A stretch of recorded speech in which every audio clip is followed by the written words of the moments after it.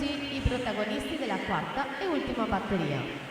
In corsia 1 Nicolò Tocco, alla 2 Michele Orru, in corsia 3 Alberto Camillotto, alla 4 Alessio Gerardini, alla 5 Filippo De Meneghi, alla 6 Leonardo Giraudi, in 7 Luca Genzini, in corsia 8 Marco Pizzol.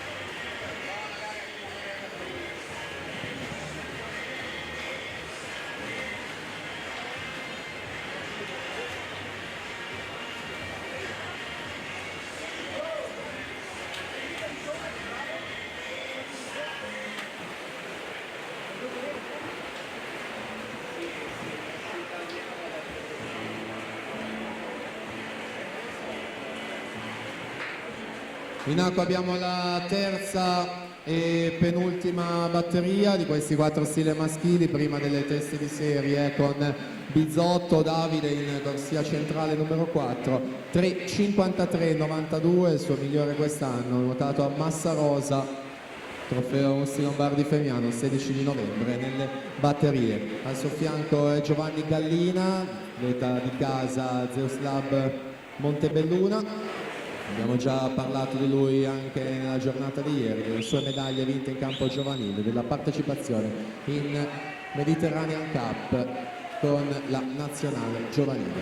Siamo ai 350 metri, quindi 2 vasche dalla conclusione, Bizzotto, Gallina e quindi Sartoretto in quinta corsia ad occupare la terza posizione.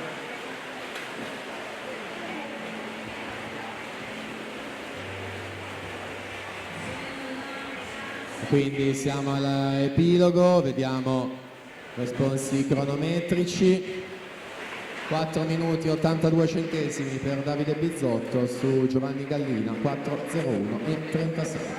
Quindi alla partenza abbiamo l'ultima batteria, il 400 cilindro maschile.